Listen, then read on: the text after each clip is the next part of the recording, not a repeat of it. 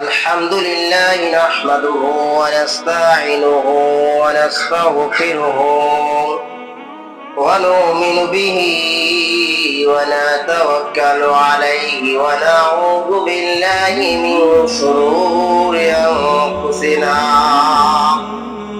ومن سيئات أعمالنا من يهده الله فلا مضل له ومن يضلله فلا هادي له ونشهد أن لا إله إلا الله وحده لا شريك له ونشهد أن سيدنا وحبيبنا وطبيبنا وطبيب روحنا أما بعد فإن خير الحديث كتاب الله وخير الهدي هدي محمد صلى الله عليه وسلم وشر الأمور محدثاتها وكل محدثة بدعة وكل بدعة ضلالة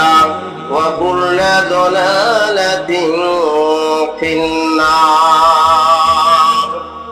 أعوذ بالله من الشيطان الرجيم. بسم الله الرحمن الرحيم. ألم تر إلى الذي حاج إبراهيم في ربه أن آتاه الله الملك إذ قال إبراهيم ربي الذي يحيي ويميت قال أنا أحيي وأميت قال إبراهيم فإن الله يأتي بالشمس من المشرق فأت بها من المغرب فبهت الذي كفر والله لا يهدي القوم الظالمين. الحمد لله. যাবতীয় প্রশংসা একমাত্র মহান আল্লাহ তাআলার জন্য, যে আল্লাহ সুবহানাহু ওয়া তাআলা আমাদেরকে সৃষ্টি করেছেন, যে আল্লাহ সুবহানাহু ওয়া তাআলা আমাদেরকে রিজিক দান করেন, যে আল্লাহ সুবহানাহু ওয়া তাআলা আমাদেরকে বিভিন্ন সময়ে বিভিন্ন ধরনের নিয়ামত দান করেন। এই জন্য আল্লাহর প্রশংসা করি, সকলে বলি আলহামদুলিল্লাহ।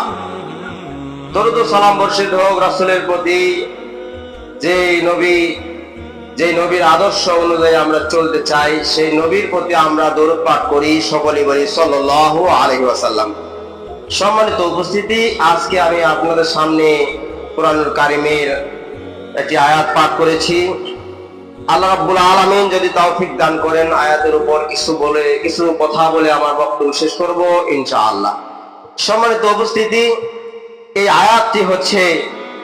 আয়াতের আলোচ্য বিষয় হচ্ছে যে আল্লাহর অস্তিত্ব কোথায়, আল্লাহ তাআলা আছেন কি আর নাই, এটা সম্পর্কে আলোচনা।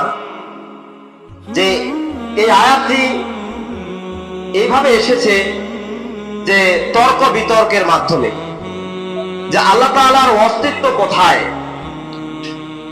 জাতির পিতা আমাদের ইব্রাহিম আলাইহিস সালাম, তিনি নমরুদের সাথে তর্ক বিতর্ক করেছিলেন। এই আয়াতটি তখন অবতীর্ণ হয়ে যে ইব্রাহিম আলাইহিস সালাম তিনি ছিলেন মুসলমান, তিনি ছিলেন ইসলামের মধ্যে আল্লাহর পক্ষে, আর নমরুদ ছিল আল্লাহর বিপক্ষে। তিনি নিজেই খোদা বলে দাবি করেন, নিজেই তিনি সৃষ্টিকর্তা, নিজেই জীবনদাতা, নিজেই আবার মৃত্যু দান করা, এরকম করে কথা বলতেন। তিনি একজন প্রভু হিসেবে দাবি করেছিলেন।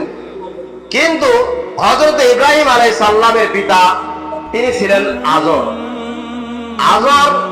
তিনি ছিলেন কাফের মুশরিকদের অন্তর্ভুক্ত।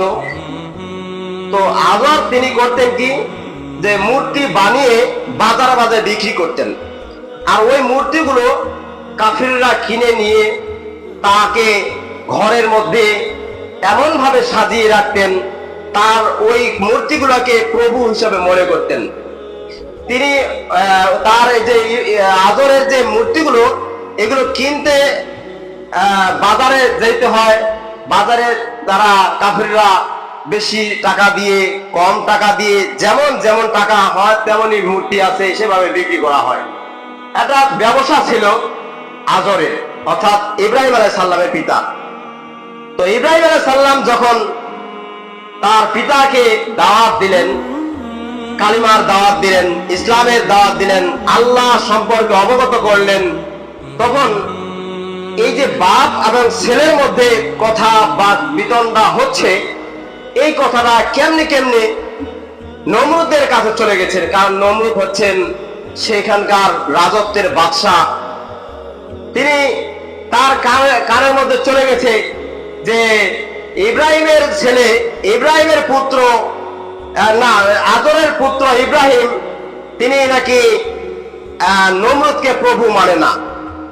তিনি নমরুদের প্রভু যে তাকে মানে, এমনকি ইব্রাহিমের সৃষ্টিকর্তা যে তাকে সে প্রভু মানে, কিন্তু নমরুদকে প্রভু মানে না। নমরুদ রাগে ফাঁক। নমরুদ বলে যে আমি এত বড় একটা রাজত্বের মালিক, আমাকে প্রভু না মানে সে কাকে আবার প্রভু মানে? তাকে ডাকো। তার রাজসভায় ডাকানো হলো, ইব্রাহিমকে ডেকে নিয়ে আসা হলো। তখন ইব্রাহিম আলাইহিস সালামকে প্রশ্ন করতেছে যে আল্লাহ তাআলা এখানে বলছেন, আলাম তারা ইলাল্লাযী হাজ্জা ইব্রাহিমা ফি রাব্বিহি। আল্লাহর নবীকে বলছে, হে নবী, তুমি কি ওই ব্যক্তির কথা জানো না যে ইব্রাহিমের সাথে তর্ক বিতর্ক করেছিল ইব্রাহিমের প্রভুর অস্তিত্ব সম্পর্কে? তুমি কি জানো না? আল্লাহ তাআলা মুহাম্মদ সাল্লাল্লাহু আলাইহি সাল্লামকে এই প্রশ্নটা দিচ্ছেন যে হে নবী, তুমি কি জানো না, তুমি কি দেখো না, তুমি কি ওই চিন্তা ধারণা করো না ওই ব্যক্তির মতো যে ব্যক্তি ইব্রাহিম আলাইহিস সালামের সাথে তর্ক বাহাস করেছিল, তর্ক ঝগড়া করেছিল, ওই ব্যক্তির কথা কি জানো না? এখানে ব্যক্তির কথা গোপন আছে। এখানে তাফসীর কারকেরা বলেন এইখানে ওই ব্যক্তি কে? ওই ব্যক্তি হচ্ছে নমরুদ। ওই নমরুদের কথা কি চিন্তা করো না, কি অবস্থা হয়েছিল নমরুদের? যে নমরুদ চিন্তা ভাবনা করে না, যে নমরুদ নিজেকে প্রভু বলে দাবি করে, যে নমরুদ ইব্রাহিমের সাথে তর্ক করেছে যে ইব্রাহিমের সৃষ্টিকর্তা কে, ইব্রাহিমের সৃষ্টিকর্তার অস্তিত্ব কোথায়, আমাকে অস্তিত্ব লাগবে। যখন ইব্রাহিম আলাইহিস সালামকে তার রাজসভায় ডাকানো হলো, ইব্রাহিম আলাইহিস সালামকে বলা হলো তোমার প্রভুর অস্তিত্ব কোথায়, তুমি অস্তিত্ব সম্পর্কে আমাকে অবগত করো। তখন ইব্রাহিম আলাইহিস সালাম সেই অস্তিত্বের কথা বলছেন যে তিনি তো একটা প্রশ্ন করেছেন, আমি ইব্রাহিম একজন আল্লাহর নবী হয়ে যদি আমি তার প্রশ্নের জবাব না দিতে পারি তাহলে তো আমার মান সম্মান চলে যাবে। অতএব আমার আল্লাহকে একবারে হ্যাঁ তুচ্ছ করবে, অতএব আমাকে যেইভাবে হোক তাকে ঠেকাইতে হবে। সে নমরুদ যেই হোক আমাকে প্রশ্ন করেছে, আমি তাকে ঠেকিয়ে ছাড়বো। কিভাবে ঠেকাবো সব আল্লাহ জানেন। তো নমরুদের প্রশ্নের জবাবে ইব্রাহিম আলাইহিস সালাম বলছেন যে ইয ক্বালা ইব্রাহিম রাব্বি আল্লাযী ইউহয়ী ওয়া ইউমীত। যখন ইব্রাহিম আলাইহিস সালাম বলল যে আমার রব হচ্ছেন তিনি, আমার রব হচ্ছেন তিনি যিনি মৃত্যু দেন এবং জীবিত করেন, তখন বলতেছে এটা তো সাধারণ ব্যাপার। নমরুদ বলতেছে এটা একটা সাধারণ ব্যাপার, এটা কোনো ব্যাপার হলো? তখন নমরুদ বলল যে ঠিক আছে, তোমার আল্লাহ জীবনও দেয় মৃত্যুও দেয়, আমিও পারি, আমিও জীবন দিতে পারি, আমার মৃত্যুও দিতে পারি। দেখো এই তোমরা যাও তো ভিতর থেকে, মানে বন্দী যেগুলো আছে রাজসভায় ওই কুটুরির মধ্যে, ওইখান থেকে দুইজন ব্যক্তিকে টানে নিয়ে আসা হলো। এসে ইব্রাহিমের সামনে বলল, এই যে দেখো আমি এই ব্যক্তিকে, এই দুইটা ব্যক্তি দেখতেছো না, এই দুইটা ব্যক্তিকে আমি একটাকে হত্যা করব, কারণ আমি তাকে মৃত্যু দিব। এই যে দিলাম, সাথে সাথে তাকে কতল করা হলো, কতলের মাধ্যমে তাকে মৃত্যু দিয়ে দিল। আবার একজনকে ছেড়ে দিয়ে দিল, যে এই যে আমি ছেড়ে দিলাম, তাকে আমি জীবন দিয়ে দিলাম আর একে আমি মৃত্যু দিয়ে দিলাম, এই যে তোমার আল্লাহ কি পারবে আমার মতো? তখন বলতেছেন না, আমার আল্লাহ তিনি জীবন দিয়েছেন, যিনি তোমার আপনাকেও জীবন দিয়েছেন, আমাকেও জীবন দিয়েছেন, তিনি হচ্ছেন এক আল্লাহ। আপনাকে সৃষ্টি করেছেন কে? আল্লাহ। আমাকে সৃষ্টি করেছেন তিনি আল্লাহ। কিন্তু যেই মানুষগুলোকে, যে মানুষটাকে হত্যা করা হলো, যেই মানুষটাকে ছেড়ে দেওয়া হলো, তাদেরকে কে সৃষ্টি করেছে? তিনি হচ্ছেন আল্লাহ। যখন এই নমরুদ থেকে গেল, বাবা এটা তো প্রশ্নের যুক্তি আছে, কারণ নমরুদ তখন হতবিম্ব হয়ে গেল, কি ব্যাপার, আসলে তো কথা ঠিক। তখন ইব্রাহিম আলাইহিস সালাম আবারও বলল যে যদি তুমি এইভাবে মৃত্যু দাও আর জীবিত দাও, ঠিক আছে মেনে নিলাম, তুমি মৃত্যু দিলা, জীবিত করে ছেড়ে দিলা, তা ঠিক আছে, এই যে আল্লাহ তিনি আছেন, আবার আরেকটা প্রমাণ তোমাকে দেই, যুক্তি দেই, তুমি যুক্তিটা খণ্ডন করো। তখন ইব্রাহিম আলাইহিস সালাম বলল, ইব্রাহিম বলল, যে আমার আল্লাহ সূর্য পূর্ব দিকে উদিত করে, আমার আল্লাহ সূর্য পূর্ব দিকে উদিত করে। আর তুমি যদি প্রভু হও, তুমি নমরুদ যদি প্রভু হও, তুমি যদি সৃষ্টিকর্তা হও, তুমি যদি জীবনদাতা হও, মৃত্যুদাতা হও, তাহলে এক কাজ করো, যে তুমি একটা কাজ করো, যে পূর্ব দিক থেকে নয়, তুমি পশ্চিম দিক থেকে পূর্ব দিকে সূর্য উদিত করো। মানে পূর্ব দিকে নয়, তুমি পশ্চিম দিকে সূর্যটা উদিত করো আর পূর্ব দিকে ডুবাও, তুমি যদি পারো, তুমি যদি প্রভু হয়ে থাকো। তখন আল্লাহ তাআলা আবার এখানে বললেন যে সে হতবিম্ব হলো, ওই কাফের, ওই নমরুদ তখন হতবিম্ব হয়ে চুপ করে থাকলো, ব্যাপার কি, এটা তো সম্ভব না, কারণ পূর্ব দিক থেকে সূর্য উঠে পশ্চিম দিকে ডোবে, আর আমাকে বলা হচ্ছে যে পশ্চিম দিকে সূর্য উঠাইতে হবে আর পূর্ব দিকে ডুবাইতে হবে, এটা তো অসম্ভব, এটা তো পারা যায় না। কিন্তু তখন সে হতবিম্ব হয়ে গেল, আর পারল না। ওয়াল্লাহু লা ইয়াহদিল কওমাজ জালিমিন, এরপরেও সে ক্ষান্ত হয় নাই, তারপরেও সে চুপ করেছিল, কিন্তু কোনো জবাব দিতে পারে না, তাকে কিছু কথাও বলতে পারে না, সে চুপ করে আছে। আল্লাহ তাআলা বলেন যে তাকে যতই বোঝানো হোক, যতই তাকে অস্তিত্ব সম্পর্কে জানিয়ে দেওয়া হোক, তারপর ইন্নাল্লাহা লা ইয়াহদিল কওমাজ জালিমিন, নিশ্চয় আল্লাহ রাব্বুল আলামিন পথ দেখান না ওই সমস্ত জালিমদের, ওই সমস্ত জালেমকে আল্লাহ তাআলা পথ দেখান না। সম্মানিত উপস্থিতি, এই আয়াত থেকে আমরা যেটা বুঝলাম সেটা হচ্ছে যে আল্লাহ তাআলা তার নবীকে অর্থাৎ হযরত মুহাম্মদ সাল্লাল্লাহু আলাইহি সাল্লামকে বলতেছেন, হে নবী, তুমি কি ওই সম্পর্কে, ওই ব্যক্তি সম্পর্কে জানো না যেই ব্যক্তি আল্লাহর অস্তিত্ব সম্পর্কে ইব্রাহিম আলাইহিস সালামের সাথে ঝগড়া বিবাদ করেছিল, তর্ক বিবাদ করেছিল, সেই ইব্রাহিম সেখানে জয়ী হয়েছিল নমরুদের কাছ থেকে। সেই নমরুদের কথা একটু চিন্তা করো, যখনই তুমি কখনো কোন সময়ের জন্য আল্লাহর অস্তিত্ব সম্পর্কে অর্থাৎ আমি আল্লাহ সম্পর্কে, অস্তিত্ব সম্পর্কে তোমাকে জিজ্ঞাসা করবে কেউ, তুমি তখন এইভাবে তাকে যুক্তি দিয়ে তাকে ঠেকিয়ে দিবে।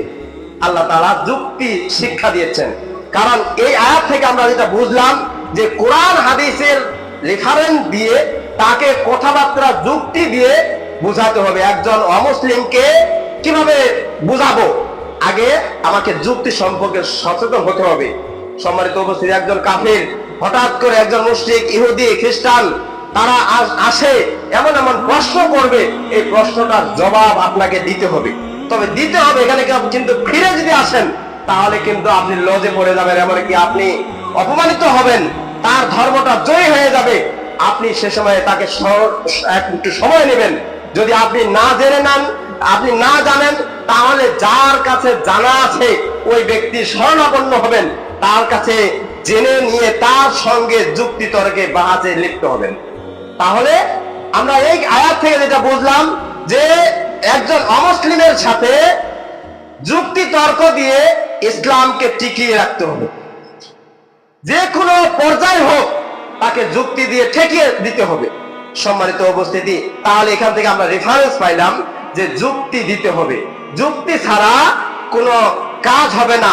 অমুসলিমদের সঙ্গে যখনই কথাবার্তা হবে, যখনই একটা বাদ বিতণ্ডা হবে, তখন তাকে যুক্তি, উপযুক্ত যুক্তি দিয়ে তাকে ঠেকিয়ে রাখতে হবে। তাহলে যুক্তির কথা আমরা পেলাম এখানে, যে যুক্তি তর্ক বাহাস করা যাবে তাদের সাথে। ইসলামের উন্নতির জন্য আপনি যুক্তি তর্ক করতে পারেন। কিন্তু এখন কতগুলো মানুষ আছে যে ইসলাম ধর্মের জন্য, ইসলামের শরীয়তের জন্য অনেকেই অনেক জায়গায় অনেকের কাছে যুক্তি তর্ক দিয়ে ঝগড়া বিবাদে লিপ্ত হয়, কিন্তু তার পিছনে লোক লেগে থাকে। তো দেখাচ্ছে একটা, ও একজন কি জানে কি না জানে, ওই লোকের সাথে অধিকা ঝগড়া বিবাদ শুরু করেছে, ওই লোকের সাথে অধিকা একটা তর্ক বিতর্ক শুরু করেছে। খায় কাম নেই তো, এই জন্য সে তর্ক বিতর্ক করতে গেছে অমুসলিমের সঙ্গে। সম্মানিত উপস্থিতি, এটা আমাদের বোঝাটা ভুল হচ্ছে, কারণ আমরা এটা বুঝতেছি না। কারণ আল্লাহ তাআলা তো আমাদেরকে জিহাদ করতে বলছেন, আল্লাহ তাআলা আমাদেরকে যুক্তি তর্ক, কারণ হাজা এখানে অর্থ হচ্ছে তর্ক বিবাদ, ঝগড়া তর্ক বিবাদ, এটার অর্থ হচ্ছে এইটা। আসলে আমাদেরকে ঝগড়া করতে হবে না, বেশি তর্ক কথাবার্তা মুনাজারা যাকে বলা হয়। দেখেন যে কতগুলো ইয়াতে দেখা যায়, ইউটিউবে বা ফেসবুকে তর্ক বাহাস হচ্ছে। একটা হচ্ছে হানাফি দল, একটা হচ্ছে আহলে হাদিসের দল। একজন বলতেছে বুকের উপর হাত বাঁধতে হবে, একজন বলতেছে নাভির নিচে হাত বাঁধতে হবে, একজন বলতেছে রাফুল ইয়াদাইন করতে হবে, একজন বলতেছে না রাফুল ইয়াদাইন করার দরকার নেই, একজন বলতেছে যে সূরা ফাতিহা ইমামের পিছনে পড়তে হবে, একদল বলতেছে না পড়তে হবে না। এইটা নিয়ে তর্ক বাহাস, দুই পক্ষ বসে গেছে এক জায়গায়, একজন করে কথা শোনা হচ্ছে, একজন করে দলিল রেফারেন্স ছাড়া হচ্ছে। যে দলিলটা সত্য, যে দলিলটা যুক্তিযুক্তভাবে সঠিকভাবে সত্যভাবে রয়েছে, ওই দলিলটার উপর নির্ভর করে রায় দেওয়া হয়। তখন দেখা যায় যে যেই পক্ষ দুর্বল দলিল দেয় সেই পক্ষ সে হেরে দেয়। সম্মানিত উপস্থিতি, তো আমাদেরকে এখান থেকে শিক্ষা নিতে হবে, আসলে যারা মুনাজারা করে, যারা যুক্তি তর্ক করে, ইসলামটাকে টিকিয়ে রাখার জন্য, ইসলামটাকে একবারে সত্য পথের জন্য, সঠিক অস্তিত্ব সম্পর্কে যদি আপনি তর্ক বিতর্ক করেন, এতে কোনো দোষের কিছুই নেই। কারণ আল্লাহ সম্পর্কে আপনাকে সচেতন হতে হবে। আল্লাহ কোথায়? আল্লাহ তিনি আছেন, তিনি জীবনদাতা, তিনি মৃত্যুদাতা, তিনি রিজিক দাতা, তিনি পালনকর্তা। আমাদেরকে মনে প্রাণে বিশ্বাস করতে হবে। এই বিশ্বাস রেখে কোরআন হাদিসের রেফারেন্স দলিল ভিত্তিক তাদের সাথে, ওই মুসলিমদের সাথে যুক্তি তর্কে লিপ্ত হতে। সম্মানিত উপস্থিতি, তাহলে আল্লাহর অস্তিত্ব সম্পর্কে ইব্রাহিম আলাইহিস সালাম যখন নমরুদের কাছে গেলেন, নমরুদ তখন প্রশ্ন করলেন যে তোমার আল্লাহর অস্তিত্ব কোথায়? তখন আল্লাহ তাআলার অস্তিত্ব সম্পর্কে তিনি বললেন, তাকে প্রশ্ন জবাব দিলেন যে আমার আল্লাহ তিনি আছেন, তিনি জীবন দেন, তিনি মৃত্যু দান করেন। তখন তিনিও পেশ করলো, কিন্তু তার যুক্তিটা ছিল দুর্বল। কেন? 10টা মানুষকে যদি একত্র করা হয়, 10টা মানুষকে যদি বলা হয় যে এই যে তোমাকে আমি জীবন দান করলাম, এই যে তোমাকে হত্যা করলাম, এই যে মৃত্যু দান করলাম, এই যে জীবন দান করলাম, হত্যার মাধ্যমে যে লোকটাকে যাকে কতল করা হলো ওই মানুষটাকে সৃষ্টি করলো কে? যাকে ছাড়ে দেওয়া হলো তাকে সৃষ্টি করলো কে? এই সম্পর্কে আমাদেরকে জ্ঞান রাখতে হবে। যখন এই কথাটা যুক্তিযুক্ত হইল না, তখন নমরুদ খেপে গেল। নমরুদ বলতেছে না, এর সাথে আর পারা যাবে না, এর পিছনে আসলেই বড় ধরনের কিছু যুক্তি রয়েছে। কিন্তু এত সুন্দর করে যুক্তি দেওয়ার পরেও নমরুদ ঈমান আনে নেই। নমরুদ সেই কাফেরে রয়েছে। বর্তমানে জামানায় যদি আপনি অমুসলিমদেরকে জিজ্ঞাসা করেন বা যুক্তিযুক্ত ভাবে তাদের দলিল পেশ করেন, তবুও তারা লেজ গুটিয়ে থাকবে, বলবে যে না দেখি একটু বুঝে। যদি ইসলামের দাওয়াত দেন যে দেখেন আমাদের ধর্মে এরকম রয়েছে, আপনি এগুলো মিলিয়ে নিতে পারেন, কোরআন হাদিসের সাথে রেফারেন্স রয়েছে, আপনি যেগুলো মূর্তি পূজা করেন এগুলো কোনো রেফারেন্স নেই, আপনি এগুলো করবেন না। তখন নিজে চিন্তা করবে, করে তারপরও শেষ পর্যন্ত তাকে ঈমান আনতে বলবেন যে কালিমা লা ইলাহা ইল্লাল্লাহ, আশহাদু আল্লা ইলাহা ইল্লাল্লাহ ওয়া আশহাদু আন্না মুহাম্মাদুর রাসূলুল্লাহ, কালিমার পাঠ করো, তার শাহাদাতটা পাঠ করো। তখন বলবে যে না আমি আর একটু বুঝে দেখি। সে পেশ খাটিয়ে রইবে, কারণ আল্লাহ তাআলা তো বলেছেন ইন্নাল্লাহা লা ইয়াহদিল কওমাজ জালিমিন, যে নিশ্চয় আল্লাহ রাব্বুল আলামিন ওই জালিমদেরকে, ওই কাফেরদেরকে কোন সময়ের জন্য সঠিক পথের সন্ধান দেন না, কারণ তারা ভ্রান্ত পথে চলে গেছে। ওদেরকে ফেরানো এত সহজ নয়। তারা যে ফিরেও, তবে সমস্যা যতই বিপদ আপদ যতক্ষণ আসবে না ততক্ষণ পর্যন্ত সে ফিরবে না। সম্মানিত উপস্থিতি, এমনিতে কেউ ঈমান আনবে না। সম্মানিত উপস্থিতি, তো আল্লাহর অস্তিত্ব সম্পর্কে, আল্লাহ কি আছেন এই সম্পর্কে এই আয়াতের উপর নির্ভর করে একটা বর্ণনা শুনছিলাম এক জায়গায়, যে বর্ণনাটা হচ্ছে যে আবু হানিফা, আমাদের নাম সবারই জানা আছে যে আবু হানিফা একজন ইমাম ছিলেন, প্রসিদ্ধ ইমাম। 4 জন ইমাম ছিল, তার মধ্যে একজন ছিল আবু হানিফা। তো আবু হানিফা তিনি ছিলেন একটু নদীর ওই পারে, ওর বাড়ি নদীর ওই পারে, কিন্তু তর্কটা লেগেছে মানে এই পারে। তো এক ব্যক্তি বলছে যে আমার আল্লাহ আছেন, তিনি আল্লাহ আকাশে আছেন, তিনি আমাদেরকে দেখছেন, আমরা তার প্রতি ঈমান আনছি, তো আল্লাহ যে আমাদের আছেন এটাই সঠিক। তখন ওই ব্যক্তিকে ইহুদিগুলো প্রশ্ন করতেছে, তোমার আল্লাহর অস্তিত্ব কোথায়? তো ইহুদিকে যখন বলা হলো যে আমার আল্লাহ উপরে আছেন, তখন বলতেছে প্রমাণ কোথায়? ইহুদি বলে যে প্রমাণ কোথায়, তোমার আল্লাহ কোথায়? আল্লাহকে আমাকে দেখাও, তোমার দলিল কোথায়, আমাকে দেখাও যে আল্লাহ যে আছেন। অতএব আমি একটু সময় নিচ্ছি, আমার আল্লাহর অস্তিত্ব আছে কিনা আমার একজন বড় আলেম, তাকে নিয়ে আসা হবে, একটা ডেট ফিক্স করেন, ওই ডেট অনুযায়ী আপনার সঙ্গে তর্ক বাহাজ করবেন। আর আমার বিশ্বাস যে ওই ব্যক্তি এসে আপনাকে আল্লাহর অস্তিত্ব সম্পর্কে জানিয়ে দেবেন, আপনাকে বুঝিয়ে দিবেন। তোর মধ্যে আচ্ছা ঠিক আছে, তাহলে কোন দিন সময়? যে অমুক দিন, মানে শুক্রবার একটা সময় করেছে, যে শুক্রবার বা শনিবার এরকম সময় করেছে।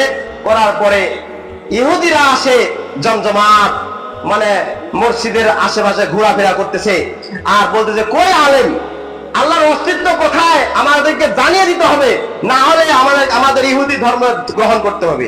তো এই কথা শোনার পরে তখন ওই ব্যক্তিও আছে, কিন্তু ইহুদিরা তাকে মারার মতো খেপে যাচ্ছে যে একে 2-4 লাগিয়ে দেয় নাকি। যে এই ইহুদি মানে ওই মানুষটাকে, মানে আল্লাহর অস্তিত্ব যে বলছে আল্লাহর অস্তিত্ব দেখাইতে হবে, তো আল্লাহর অস্তিত্ব দেখাইতে চাইছে। তো এই ইহুদি মানুষেরা যারা আছে এরা আর কি আল্লাহর অস্তিত্ব দেখায় নিবে।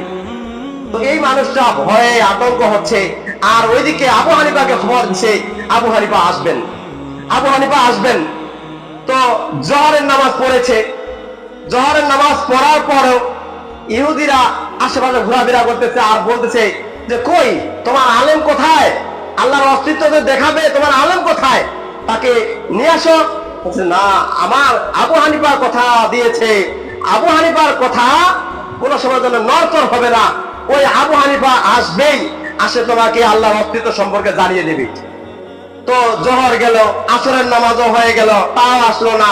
মাগরিবের সময় বেলা ডুবু ভাব, এই সময় আসে উপস্থিত, আসে বলতেছে যে আমি এসে গেলাম। তো সে আবু হানিফা করছে কি জুতাগুলো বলে মানে বগলে নিছে, নিয়ে আসে একেবারে জীর্ণ শীর্ণ হয়ে দাঁড়িয়ে আছে আর বলতেছে যে তোমার আলেম কোথায়? ইহুদিরা বলতেছে তোমার আলেম কোথায়? যে আমার আলেম হচ্ছে উনি হচ্ছেন আবু হানিফা, উনি আসছেন আপনাকে আল্লাহর অস্তিত্ব সম্পর্কে জানিয়ে দেবেন, আল্লাহর অস্তিত্ব আছে কিনা, আল্লাহ আমাদের সৃষ্টি করেছেন কিনা, আল্লাহ তাআলার এই সৃষ্টিকর্তা তিনি, এটা প্রমাণ দেবেন, অস্তিত্ব দেখিয়ে দিবেন। ঠিক আছে। তো আবু হানিফার জীর্ণ শীর্ণ চেহারা দেখে ইহুদিরা হাসাহাসি শুরু করে দিল, এ আবার কোন আলেম, এ আবার কি এমন আল্লাহর অস্তিত্ব দেখাবে, ওর কাছে কিছুই নাই, ওর কাছে তো কোনো প্রমাণই নাই, অতএব দেখা যাক, বসো। তো রাজসভায় মসজিদে বসে পড়লো। তো ইহুদিরা এক সাইডে আর মুসলমানরা এক সাইডে বসে গেল, মুনাজারা হচ্ছে। তো আগে ইহুদিরা জিজ্ঞাসা করতেছে যে না, আবু হানিফা আগে বলতেছে যে আপনারা আগে প্রশ্ন করবেন নাকি আমরা মুসলমানদের পক্ষ থেকে আমরা প্রশ্ন করব। তো ইহুদিরা বলতেছে যে আমরা আগে প্রশ্ন করব। যে কি প্রশ্ন বলেন? যে আল্লাহর অস্তিত্ব কথা আমাকে দেখান, দলিল দেন, আল্লাহর অস্তিত্ব কোথায় আমাকে দেখান। তখন বলতেছে আল্লাহর অস্তিত্ব আছে। তো আল্লাহর অস্তিত্ব আছে, তারপর আরো প্রশ্ন করেন। তখন বলতেছে যে প্রশ্ন হচ্ছে যে আপনি এত দেরি করলেন কেন, আপনি এত দেরি করলেন কেন, আপনার তো ওয়াদায় ঠিক নেই, আপনি কিভাবে দেরি করলেন, আপনার কথা শোনা যাবে না। যে শোনেন, আপনি বসেন, আল্লাহর অস্তিত্ব আছে কিনা আমি জানিয়ে দিচ্ছি। তো কথা হচ্ছে যে আমার দেরি হলো কেন, আমি এটা প্রশ্নের জবাব দেই। দেরি হলো এই জন্য যে আমি বাড়ি থেকে ফিরে আসলাম, এখানে আসবো, সেই সকাল 8টার সময় আসছি, নদীর ঘাটে আসি, বসে আছি, হঠাৎ করে একটা ঝড় এসে একেবারে বন্যা নামে গেল। নদী যেটাতে পানি ছিল না, হঠাৎ করে পানি একেবারে ভর্তি হয়ে চলে গেল। এমন ভর্তি হয়ে গেল, আমি সাঁতারও বেশি জানি না, আর নদীর যে স্রোত, এই নদীর স্রোত আমি সহ্য করতে পারবো না, পার হয়ে আসতে পারবো না। তো আমি অনেকক্ষণ থেকে বসে থাকলাম। থাকতে থাকতে তো হঠাৎ করে দেখা গেল একটা গাছ আসলো। গাছটা এসে পানিতে পড়ে গেল। পানিতে পড়ে যাওয়ার পরে গাছটা আবার দুই ফাল্টা হয়ে গেল, ঠাড়াই হয়ে গেল। সেই ঠাড়াই হওয়ার পরে তক্তা হলো, তক্তাগুলো জলি হয়ে গেল, জলিগুলো আবার তক্তার সাথে লাগে, একটার সাথে আর একটা জয়েন হয়ে গেল, হয়ে একটা নৌকা তৈরি হয়ে গেল। নৌকাটা যখন তৈরি হয়ে গেল, আমি তখন নৌকাটাতে চললাম। এই নৌকাটাতে চলার পরে জানি না কোন জায়গায় বৈঠা আছে কিনা, নৌকি আছে কিনা, লোক আছে কিনা, কিছুই নেই। আমি একবারে নদীটা পার হয়ে চলে আসলাম। নৌকাটা এখানে থাকে গেল, আমি পার হয়ে চলে আসলাম। এই যে এখন চলে আসলাম আপনার এখানে। তখন বলতেছে, ইহুদিরা বলতেছে, এটা কোনো কথা? এটা আবার কোন কথা যে একটা গাছ হঠাৎ করে পড়লো পানিতে, পানিতে পড়ার পরে কাঠ হয়ে গেল, জলি হয়ে গেল, কাঠটা একটার সাথে আরেকটা অ্যাটাচ হয়ে গেল, নৌকা হয়ে গেল। আপনার আবু হানিফা আবার চলে আসলো। নৌকার কোনো মাঝি নাই, নৌকার কোনো বৈঠা নাই, নৌকি নাই, হঠাৎ করে এই পাশ চলে আসলো। কারণটা কি? না, এটা কোনো কথা হলো? এটা অন্তপক্ষে একজন নৌকিওয়ালা লোক আছে, মাঝি আছে, অন্তপক্ষে এটা নৌকাটা কেউ তৈরি করেছে। এই তৈরি করেছে একজন আছে, আরেকজন নিয়ে আসছেন, নদীটা পার হয় না, তিনিও আছেন। হ্যাঁ, এখন কাজের কথায় আসি, যে যেমনই ভাবে একটা নৌকা তৈরি করতে মালিক আছে, যেমনই ভাবে নৌকাটা পার করার জন্য একজন মাঝি আছে, তেমনই ভাবে আল্লাহ তাআলা এই পৃথিবীটা সৃষ্টি করেছে, এই গাছপালা, নদী, নালা, পশু, প্রাণী, যত কিছু সৃষ্টি করেছে, এইটার একজন আল্লাহ আছেন, তিনি হচ্ছেন আসমানে। বলেন সুবহানাল্লাহ। দেখেন তো যুক্তির আছে এইদিকে, যে একজন ইহুদিকে, একজন খ্রিস্টানকে, একজন অমুসলিমকে আপনাকে এইভাবে ঠেকাইতে হবে যে আল্লাহর অস্তিত্ব আছে কিনা। যেমনই ভাবে আবু হানিফা আল্লাহর অস্তিত্ব দেখা দিয়েছে, যে আল্লাহ তাআলা যে তিনি আছেন, যে সেটা হচ্ছে প্রমাণ। আমার কোনটা দলিলটা কোনটা? যে ওই যে নদী দিয়ে একটা গাছ পড়লো, গাছ পড়ার পর আবার ওইটা কাঠ হলো, কাঠটা ভেসে ভেসে আবার জলি হলো, জলিটা আবার নৌকা হলো, নদীর কাঠগুলো নৌকা হলো। আমি পার হয়ে আসলাম। তো পার হয়ে আসলে এটা একটা মাঝি আছে, সেটা তো অবশ্যই আছে, কিন্তু মাঝি ছাড়া আমি আসলাম। তাহলে আপনি কার মাধ্যমে আসছেন? আপনি যে সৃষ্টি হয়েছেন, অন্ততপক্ষে একজন আল্লাহ আছেন। আল্লাহ তাআলা যদি সৃষ্টি না করেন, তাহলে আপনি কোথা থেকে আসছেন? অতএব আল্লাহ তাআলা আপনাকে সৃষ্টি করেছেন, তাই আপনি দুনিয়াতে আমাকে কষ্ট করতে পারতেছেন। অতএব আমারও আল্লাহ একজন আছেন, তিনি আসমানে, আর আপনারও আল্লাহ আছেন, তিনি আসমানে। আর গোটা পৃথিবীর যত সৃষ্টি আছে, সমস্ত সৃষ্টির সৃষ্টিকর্তা তিনি আল্লাহ, তিনি আসমানে আছেন। তাহলে আল্লাহর অস্তিত্ব তিনি দেখিয়ে দিলেন। সম্মানিত উপস্থিতি, তো আল্লাহ তাআলার এই যুক্তিগুলো, আল্লাহ তাআলা যুক্তি দিয়ে অমুসলিমদের সাথে তর্ক বাহাস করতে বলেছেন। অমুসলিমদের সাথে কিভাবে যুক্তি দিয়ে তর্ক বাহাস করে আল্লাহর ইসলাম ধর্মটাকে টিকিয়ে রাখা যায়, সেই কথা আল্লাহ তাআলা এই কোরআনে উল্লেখ করেছেন। তো আসলে যারা এই পৃথিবীতে অহংকার করেছে, তো অহংকার করা এই জন্য তাদেরকে সম্পদ আল্লাহ তাআলা দিয়েছেন বেশির পর্যায়ে। তো বেশির পর্যায়ে সম্পদ দেওয়ার কারণে তারা আল্লাহকে ভুলে গিয়েছে। সম্পদটা কে দিয়েছে তাকে, এই সম্পর্কে সে ভুলে গেছে যে আল্লাহ দিয়েছে নাকি নিজেই করেছে। ও বলে যে আমি নিজেই করেছি, আমার এটা হচ্ছে আমার পরিশ্রমের ফসল, আমি পরিশ্রম করেছি, তাই আমি এত বড় একটা রাজত্ব করেছি, আমার এটা সেই বংশ পর্যায়ে এসেছে, আমি এটা পেয়েছি, এটা কেউ দেয় নাই। যদি এরকম মনে করে এই জন্য তাকে সম্পদ দেওয়া হয়েছে বেশি। তো আল্লাহ তাআলা পৃথিবীতে 4 জন ব্যক্তিকে সম্পদ দিয়েছেন বেশি সম্পদ দেওয়ার কারণে তারা রাজত্ব করেছিল। তো 4 জনের মধ্যে 2 জন হচ্ছে মুসলিম, 2 জন হচ্ছে মুমিন। 2 জন রাজত্ব চালিয়েছিল, তারা ছিল মুমিন। তারাই হচ্ছে কি, একটা হচ্ছে সুলাইমান আলাইহিস সালামকে, তাকে আল্লাহ তাআলা রাজত্ব দিয়েছিলেন। আর 2 নম্বরটা হচ্ছে যুলকারনাইন, তাকেও আল্লাহ তাআলা সম্পদ দিয়েছেন, কিন্তু তারা আল্লাহকে ভুলে যান নাই। যখন এই যে সুলাইমান আলাইহিস সালামকে আল্লাহ তাআলা সম্পদ দিয়েছেন, কিন্তু তিনিও আল্লাহকে ভুলে যাননি, কারণ আল্লাহ তিনি দিয়েছেন, আল্লাহ তিনি আসমানে আছেন, আমার হিসাব কিতাব সব নিবেন, কিয়ামত হবে, পুনরুত্থান হবে, এটাই বিশ্বাস রেখেছিলেন সুলাইমান আলাইহিস সালাম। তাই সে মুসলিম রাজত্ব চালিয়েছিল, সে মুসলিম রাজত্ব, মুসলিম শাসক হিসেবে পরিগণিত হয়েছিল। আর জুলকারনাইন তিনিও মুসলিম হিসেবে এই পৃথিবীতে রাজত্ব চালিয়েছিল, সে মুসলিম হিসেবে শাসক ছিলেন। আর যে দুইজন কাফির ছিল তার মধ্যে একজন হচ্ছে নমরুদ। এই নমরুদকে আল্লাহ তাআলা রাজত্ব দিয়েছিলেন, তাকে সম্পদ দিয়েছিলেন, কিন্তু নমরুদ অস্বীকার করেছে যে সম্পদটা কোনো প্রভুর পক্ষ থেকে আসে নাই, এটা আমার, এটা আমি আমার পরিশ্রমের জন্য আমি পেয়েছি। কিন্তু এটা জানে না তাকে সৃষ্টি করেছে কে, তার পরিশ্রম করার ক্ষমতা না দিছে কে, এটা সে জানে না নমরুদ। আর দ্বিতীয় নম্বর যে কাফিরটা ছিল সেটা হচ্ছে বখতে নাসর। বখতে নাসর একজন রাজত্ব চালিয়েছিল, শাসক হয়েছিল, সেও কাফের ছিল। সে ইসলাম ধর্মের মতো শাসক চালায়নি, শাসনতন্ত্র চালায়নি, সে কাফির মুশরিকদের অন্তর্ভুক্ত ছিল। কাফিররা যা বলতো সেটাই মেনে নিত, কিন্তু ইসলামের কোনো অস্তিত্ব তারা রাখতে চায়নি। তাই এই চারজন ব্যক্তিকে আল্লাহ তাআলা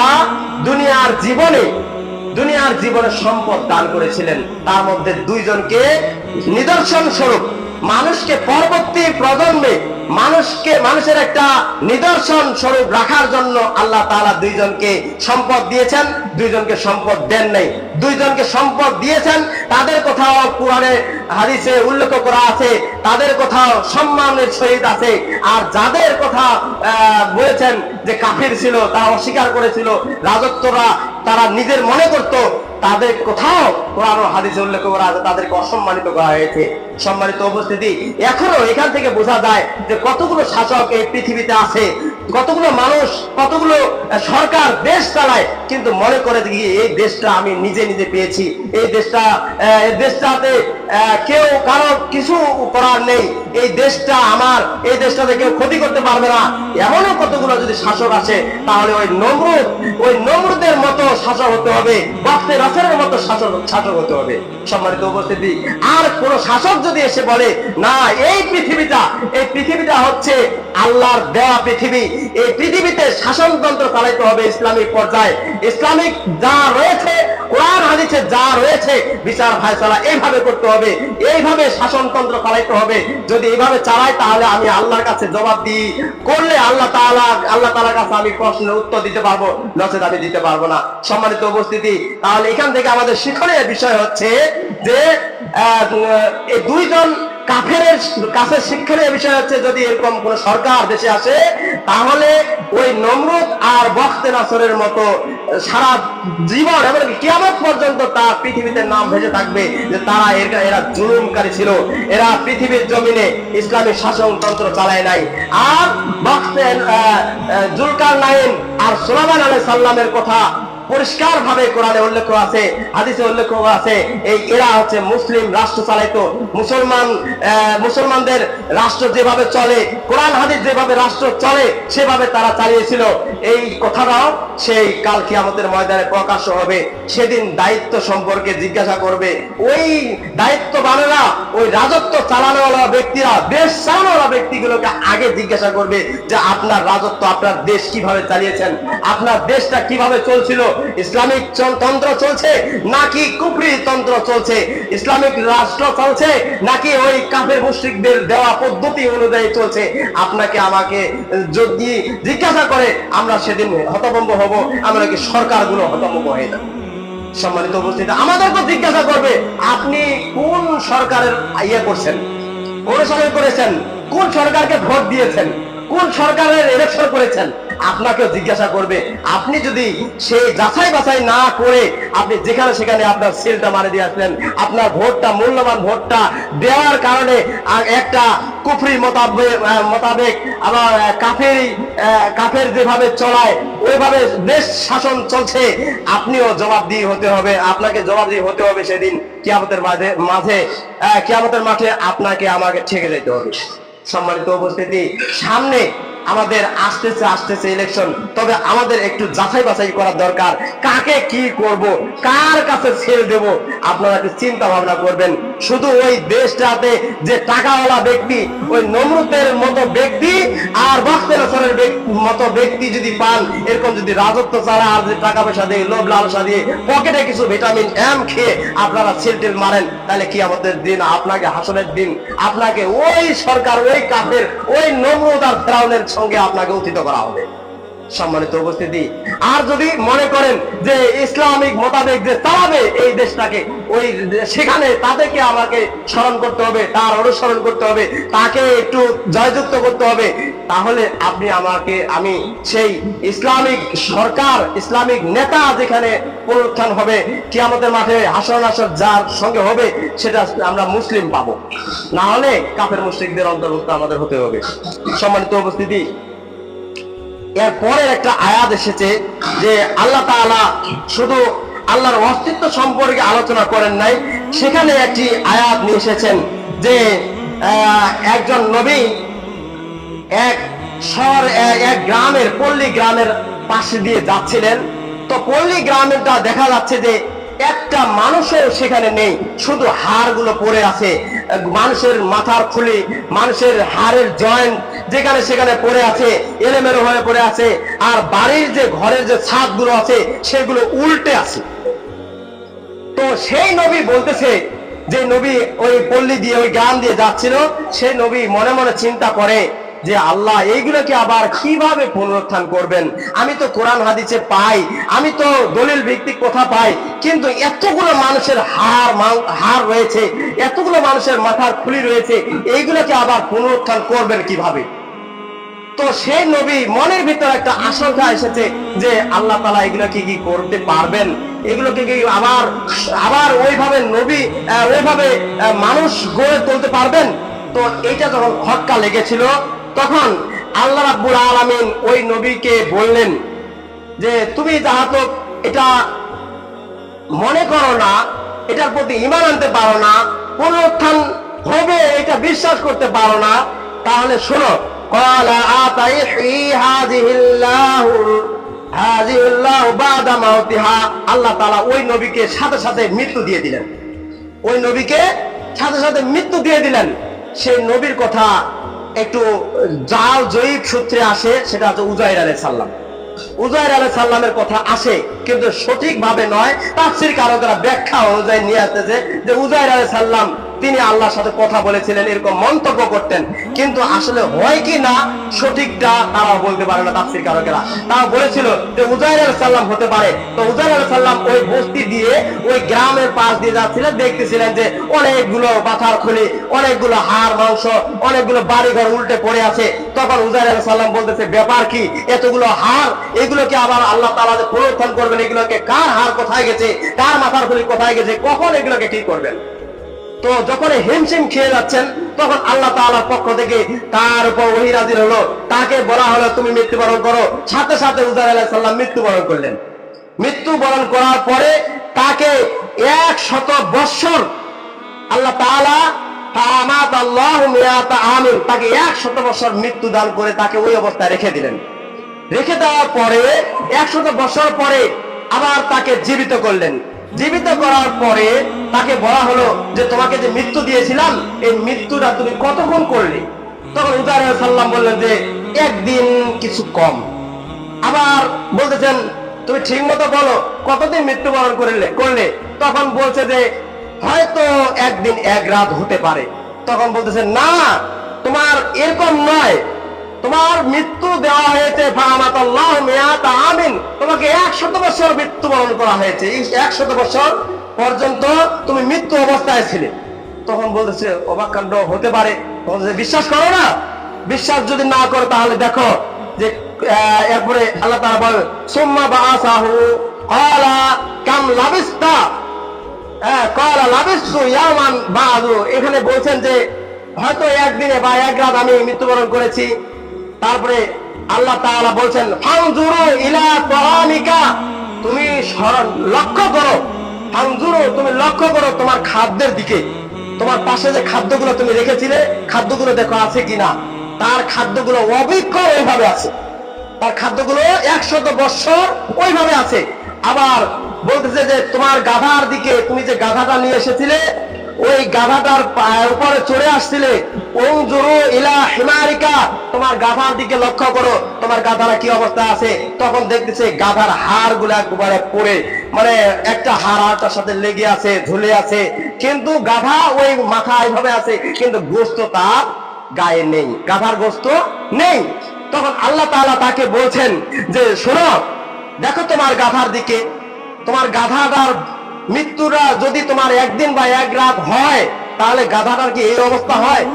গাধাটার হাড় তো আছে, খালি পড়ে আছে হাড়গুলো, কিন্তু হাড়গুলো তো পড়ে আছে, তার গোস্ত আছে কি? যে না, গোস্ত নেই। তাহলে গোস্তগুলো কোথায় গেল? সবগুলো পড়ে গেছে, সবগুলোই একেবারে মাটির সাথে একবার মিশে গেছে, কিন্তু হাড়গুলো পড়ে আছে। তখন আল্লাহ তাআলা তাকে বুঝাতে যাচ্ছেন যে পুনরুত্থান করতে পারবেন কিনা। তখন আল্লাহ তাআলা বলছেন যে শোনো, এই যে তোমার গাধার বুকে পিঠে এই যে গাধাগুলোকে গোস্ত দেওয়া হলো, মাটিগুলোতে এইভাবে লেপ দিয়ে বলা হচ্ছে যে এই যে গোস্ত লাগিয়ে দেওয়া হলো। তো আল্লাহ তাআলার পক্ষ থেকে যখন বলা হচ্ছে, সেই গাধাটার আবার অবিকল ওই গাধাটার গোস্ত রস্ত হচ্ছে, তার যতটুকু দরকার যেমন ছিল তার গাধাটা তেমনি ভাবে আকৃতি গঠন হয়ে গেল। তখন আল্লাহ তাআলা বলছেন, দেখো তোমার গাধাটাকে আমি কি সৃষ্টি করেছি? তোমার গাধা কি গাধা আছে? দেখো তোমার গাধাটা কি তুমি চড়তে পারতেছো? হ্যাঁ পারতেছি, সব পারতেছি। যে তুমি কিছুক্ষণ আগে দেখলে যে তোমার গাধাটার গোস্ত ছিল না, কিন্তু হাড়গুলো ওখানে পড়ে আছে, সেই গাধাটাকে আমি অবিকল গাধা তৈরি করে দিলাম। আবার তুমি এই গাধাটার একবার জবান পাচ্ছ যে সে চিল্লা হাল্লা করতেছে, তো এখনই তোমাকে মৃত্যু দিলাম, এখনই তোমার 100 বছর হয়ে গেল, এখনই তোমার গাধার আবার জীবন দিয়ে দিলাম। তাহলে কি আমার পক্ষে সম্ভব না? আমি কি তোমার এই সাধারণ ব্যাপার, এটা আমার সৃষ্টি, এটা আবার পুনরুত্থান করতে, এই হাড় মাংসগুলোকে আবার ফিরাতে আমার এনি টাইম খালি বলবো কোন ফায়াকুন, খালি বলবো যে হও, হয়ে যাবে। সুবহানাল্লাহ। সম্মানিত উপস্থিতি, তাহলে আল্লাহ তাআলা পুনরুত্থান করবেন এই সম্পর্কে আল্লাহ তাআলা পরিষ্কার ভাবে দলিল পেশ করলেন, সেই উজাইর আলাইহিস সালামের দ্বারা একটা নিদর্শন দেখিয়ে দিলেন যে দেখো, যে তোমার গাধাকে আমি যেভাবে পুনরুত্থান করলাম, যেভাবে তোমার গাধাকে তৈরি করলাম, তেমনি ভাবে আমি মানুষকে পুনরুত্থান করব, আবার তৈরি করব। এই মানুষগুলোই আবার চলবে, হিসাব নিকাশ হবে, হাসরের ময়দান হবে, কিয়ামতের মাঠে সবাই চলাফেরা করবে, একজন সবাই খালি আমলনামা নেওয়ার জন্য ব্যস্ত হয়ে যাবে। কেউ ডান হাতে আমলনামা পাবে, কেউ বাম হাতে আমলনামা পাবে। যারা ডান হাতে আমলনামা পাবে তারা জান্নাতি হবে, যারা বাম হাতে আমলনামা পাবে তারা জাহান্নামী হয়ে যাবে। সম্মানিত উপস্থিতি, তাহলে এই আয়াত দুইটা থেকে আমরা যেটা বুঝলাম সেটা হচ্ছে, এক, আমাদের আল্লাহর অস্তিত্ব আছে, আল্লাহ তাআলার অস্তিত্ব সম্পর্কে আল্লাহ তাআলার হাত, মুখ, নাক, চোখ সবই আছে, কোরআনে উল্লেখ আছে। কিন্তু তার হাত, চোখ, নাক কার মতো আছে? তিনি আল্লাহ তার মতোই আছে, কিন্তু ওখানে কারোর সাথে তুলনা করা যাবে না। অমুক ব্যক্তির জন্য, অমুক মানুষটার জন্য মতো, অমুকের নাকের মতো আল্লাহর নাক, অমুকের পায়ের মতো আল্লাহর পা, অমুকের চোখের মতো আল্লাহর চোখ, এরকম কেউ মন্তব্য করতে পারবেন না। শুধু এটাই বিশ্বাস রাখতে হবে, আল্লাহ তাআলা তিনি আছেন, তার হাত, মুখ, চোখ, নাক তার মতোই আছেন, তার সাথে তুলনা করার মতো কেউ নেই। যত নমরুদ, ফেরাউন, যতই বখতে নছর হোক না কেন, তার সাথে সমতুল্য করা যাবে না। কারণ তিনি আল্লাহ, তিনি অদ্বিতীয়, তিনি সৃষ্টিকর্তা, তিনি পালনকর্তা, তিনি জীবনদাতা, তিনি মৃত্যুদাতা, তিনি আপনাকে আমাকে রিজিক দাতা, তিনি সব কিছুই, তিনি হচ্ছেন আল্লাহ। তার প্রতি বিশ্বাস স্থাপন করতে হবে, তার অস্তিত্ব সম্পর্কে আমাদেরকে অবশ্যই খেয়াল রাখতে হবে। অন্য অমুসলিমেরা যদি আমাদের সাথে তর্কবাজে লিপ্ত হয়, তাহলে এই আয়াতগুলো আপনারা পেশ করতে পারবেন। আর যদি কেউ বলে যে আমি মরার পরে জীবিত হব কি হব না, আমাকে আল্লাহ তুলবেন কি তুলবেন না, এই সম্পর্কে আপনার মধ্যে সংশয় থাকে, তাহলে এই দ্বিতীয় নম্বর আয়াতটাতে বললাম যে ওই গাধাকে যেভাবে আল্লাহ তাআলা পুনরুত্থান করেছেন, তেমনি ভাবে আমাকে আপনাকে সেই গাধার নেই, শুধু বলবেন আল্লাহ তাআলা যে কোন ফায়াকুন, হয়ে যাবে। খালি বলবে হ্যাঁ, হয়ে যাবে, আর কিছু লাগবে না। কোন লোকের দরকার নেই, কোন কারিগরের দরকার নেই, কোন মেকারের দরকার নেই যে একটা মানুষ তৈরি করতে। আল্লাহ তাআলা বলবেন হয়ে যাবে। সম্মানিত উপস্থিতি, সেটা সাধারণ ব্যাপার। তো সময় স্বল্প, তো ইব্রাহিম আলাইহিস সালাম আরেকটা আয়াতের শেষে বলেছিলেন যে আল্লাহ তাআলা আমাকে আমার সব কিছুই, একটু সময় নেই আপনার কাছে, আপনাদের কাছে 2 মিনিট সময় নেই, তো একটা বিষয় জানিয়ে দেওয়ার জন্য চেষ্টা করি। তো আল্লাহ তাআলার কাছে ইব্রাহিম আলাইহিস সালাম বলছেন, হে আল্লাহ, আমি সব কিছুই মেনে নিলাম, কিন্তু আমি একটা বিষয়ে একটু সংশয় রয়েছে। সেই বিষয়টা কি, যে আমি শান্তি পাচ্ছি না। শান্তি পাচ্ছি না এই জন্য যে আপনি আমাকে এমন কতগুলো নিদর্শন দেখান, যে নিদর্শনগুলো আমি পেলে হয়তো মনের ভিতর শান্তি আসে যাবে।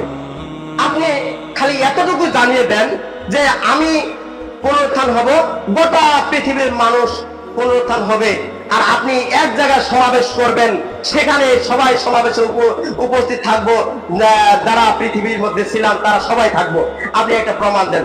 তখন বলতেছে যে, হে ইব্রাহিম, তুমি কি বিশ্বাস করো না আমি কিয়ামতের মাঠ তৈরি করব, কিয়ামতের মাঠে সবাইকে হাজির নাজির করব? তখন বলতেছে, হে আল্লাহ, আমি তো বিশ্বাস করি, তবে মনের ভিতরে একটু সংশয় থাকে, মনের ভিতরে একটু শান্তি নেওয়ার জন্য আপনার কাছে জানাতে চাই। তখন আল্লাহ তাআলা বলছেন যে, ইব্রাহিম, তুমি একটা কাজ করো, তুমি 4টা পোষ প্রাণী পাখি নিয়ে আসো, 4টা পাখি ধরে নিয়ে আসো। তখন ইব্রাহিম আলাইহিস সালাম 4টা পাখি নিয়ে আসলেন। আসে বলছেন যে, ঠিক আছে, তুমি 4টা পাখি জবাই করো, জবাই করে গোস্ত টুকরাগুলো যেখানে অমুক পাহাড়ে 4 জায়গায় তুমি রেখে আসো। আর তুমি ডাক দাও যে, হে পাখিগুলো, তুমি চলে আসো। সাথে সাথে ওই পাখিগুলো চলে আসবে। যখন ইব্রাহিম আলাইহিস সালাম পরীক্ষা করলেন যে দেখা যাচ্ছে হয় কিনা, যখন এরকম কাজ করলেন, যে পাখিগুলোকে অনেকদিন পুষলেন, মানলেন, আবার মানার পরে সুন্দরভাবে জবাই করলেন, তাদেরকে বিভিন্ন পাহাড়ে লুকাচুরি করে রাখে আসলেন, চুপচাপ করে রাখে আসলেন। আর ইব্রাহিম আলাইহিস সালাম সে আল্লাহর কথাটা পরিষ্কার করার জন্য সে ইব্রাহিম আলাইহিস সালাম বলেছে, আবার পাখিগুলো চলে আসো। সাথে সাথে আল্লাহর পক্ষ থেকে ওই পাখিগুলো সেই গোস্তের টুকরা সবগুলো ভালো হয়ে পাখি হয়ে আবার ওই অবিকল পাখির মতো হয়ে ইব্রাহিমের কাছে চলে আসে। তো ইব্রাহিম আলাইহিস সালাম তখন সংশয় দূর করে নিলেন, অবশ্যই আল্লাহ তাআলা আমাদেরকে হাসর নাসর করবেন। হাসরের ময়দানে আমি বাংলাদেশে আছি, আমাকে হাসর নাসর করা হবে না, অমুক জনে পাকিস্তানে আছে, ওকে হাসর নাসর করা হবে না। অবশ্যই হাসর নাসরের মার একটা হবে। সবাইকে যেমন ভাবে পাখির গোস্তগুলোকে টুকরো টুকরো করে সাইডে রাখা হয়েছিল, কিন্তু পাখি হয়ে চলে এসেছিল, তেমনি ভাবে আমি আপনি মানুষ হয়ে ওই কিয়ামতের মাঠে হাসরের ময়দানে সবাইকে উত্থিত করা হবে। সবাই একটা মাঠে উপস্থিত হয়ে হাসর নাসর হবে, আমাদের আমল নামা সেদিন সবাইকে দেওয়া হবে। তখন ইব্রাহিম আলাইহিস সালাম ক্ষান্ত হয়ে গেলেন, হ্যাঁ, আমি এখন আল্লাহর সঠিক বিচারটা, সঠিক অস্তিত্ব পেয়ে গেছি, আর কোনো দরকার নেই। সম্মানিত উপস্থিতি, আমি অনেকটা সময় আপনাদের ব্যয় করলাম। আল্লাহ তাআলা আমাদেরকে এই আয়াতগুলোর উপর সঠিক ঈমান বুঝ আনার জন্য তৌফিক দান করুন। সকলে বলে আল্লাহুম্মা আমিন। এই বলে আমার আলোচনা শেষ করছি। ওয়া আখিরু দাওয়ানা আলহামদুলিল্লাহি রাব্বিল আলামিন।